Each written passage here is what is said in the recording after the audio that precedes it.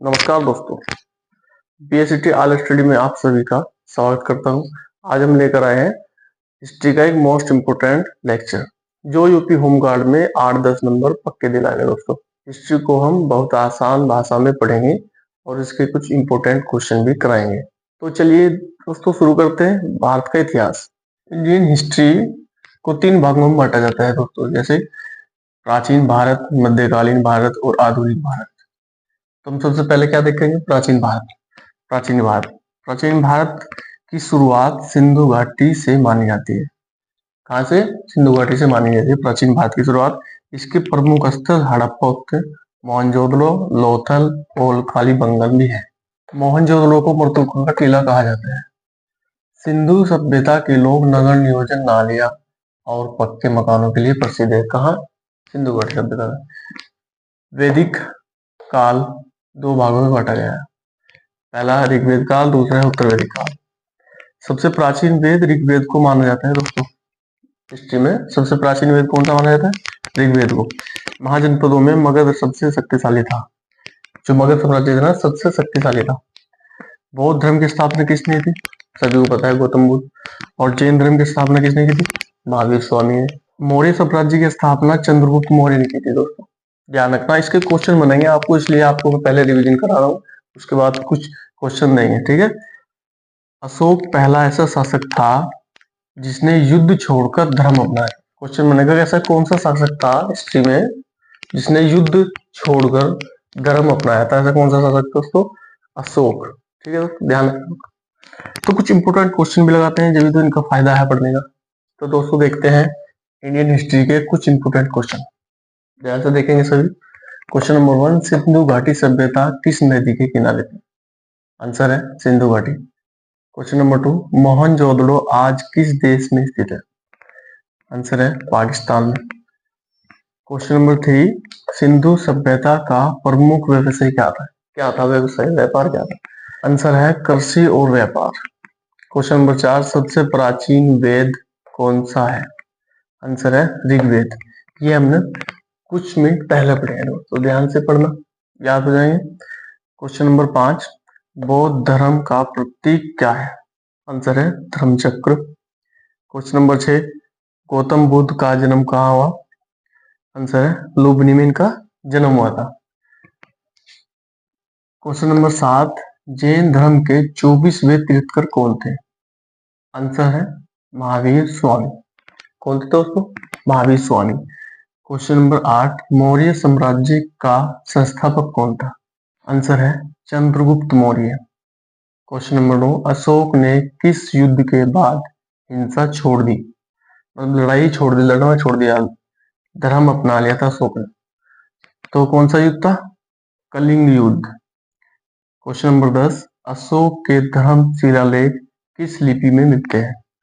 Answer है ब्राह्मी लिपि में।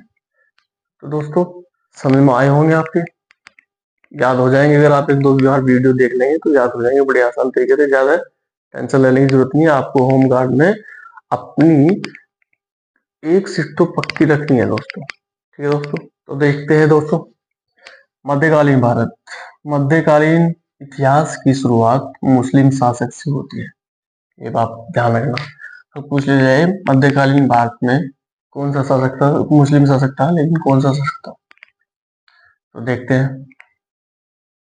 1206 में गुलाम वंश की स्थापना कुतुबुद्दीन ऐबक ने की। किसने की? कुतुबुद्दीन ऐबक ने की। कुतुबुद्दीन को लखनऊ का लखनवी कहा जाता है, ये बहुत इंपोर्टेंट क्वेश्चन है।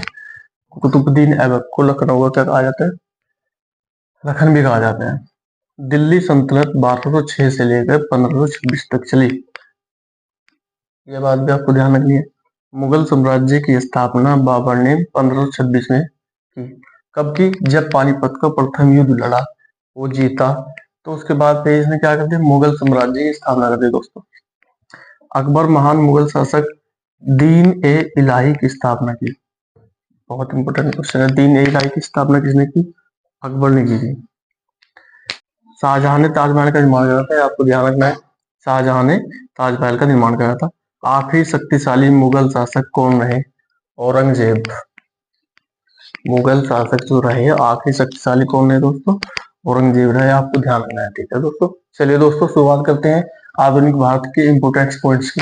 क्या हुआ था आधुनिक भारत में, ये जानते हैं। आधुनिक भारत का सबसे महत्वपूर्ण जो विषय रहा वो है ब्रिटिश शासन, और क्या रहा, स्वतंत्र आंदोलन। मतलब ब्रिटिश शासन यानी अंग्रेजों ने हमारे पास शासन करना शुरू कर दिया था। किस लड़ाई के अनुसार, देखते हैं। 1757 का प्लासी का जो युद्ध हुआ था वो ब्रिटिश शासन और भारतीयों के साथ हुआ था। ठीक है दोस्तों, तो ब्रिटिश शासन इसमें जीत गई थी और जिन्होंने ब्रिटिश शासन ने अपना शासन शुरू कर दिया था भारत के ऊपर। तो अगला, भारत से 1857 का विद्रोह पहली स्वतंत्रता की लड़ाई हुई। जब हम इनसे तंग हो गए, परेशान हो गए, तो हमने लड़ाई अपनी जारी रखी। कब लड़ाई शुरू करी, 1857। 1885 में कांग्रेस ने अपनी स्थापना कर दी और 1915 गांधी जी भारत आए। तो गांधी जी बाहर गए हुए थे, तो 1915 में भारत आए वापसी, और 1920 में उन्होंने असहयोग आंदोलन चलाया। जब गांधी जी ने देखा कि ज्यादा उत्पीड़न हो रहा है भारतीयों के ऊपर, तो इन्होंने क्या करा, असहयोग आंदोलन की शुरुआत कर दी गांधी जी ने 1920 में। और 1930 में क्या हुआ, 1930 में दांडी मार्च निकाल दिया। 1942 में भारत छोड़ो आंदोलन भी इन्होंने शुरुआत कर दी भारतीयों ने। ठीक है दोस्तों, तो 1947 में क्या, भारत स्वतंत्र हुआ। क्या हुआ, ब्रिटिश शासन से स्वतंत्र कब हुआ भारत, 1947 में शुरुआत हुआ दोस्तों। ठीक है दोस्तों, तो चलिए दोस्तों कुछ इसके इंपोर्टेंट क्वेश्चन देख लेते हैं। क्वेश्चन नंबर 1, प्लासी का युद्ध कब हुआ, 1757 में प्लासी का युद्ध हुआ था। क्वेश्चन नंबर 2, कांग्रेस की स्थापना कब हुई, आंसर है 1885 में कांग्रेस की स्थापना हुई। क्वेश्चन नंबर 3, गांधी जी भारत कब आए वापिस, आंसर है 1915। क्वेश्चन नंबर 4, दांडी मार्च कब शुरू हुआ था, आंसर है 1930। क्वेश्चन नंबर 5, भारत कब स्वतंत्र हुआ ब्रिटिश सरकार से, आंसर है 1947। तो दोस्तों आज की क्लास में हमने इंडियन हिस्ट्री का पूरा स्ट्रॉन्ग रिवीजन किया दोस्तों। अगर यह वीडियो आपको पसंद आई हो तो लाइक जरूर करें, शेयर जरूर करें और चैनल को सब्सक्राइब करके तैयारी को शुरू रखें दोस्तों। अगली वीडियो में हम पढ़ने वाले हैं इंडियन कॉन्स्टिट्यूशन यानी भारतीय संविधान के बारे में, जो मोस्ट इम्पोर्टेंट टॉपिक होने वाला है दोस्तों।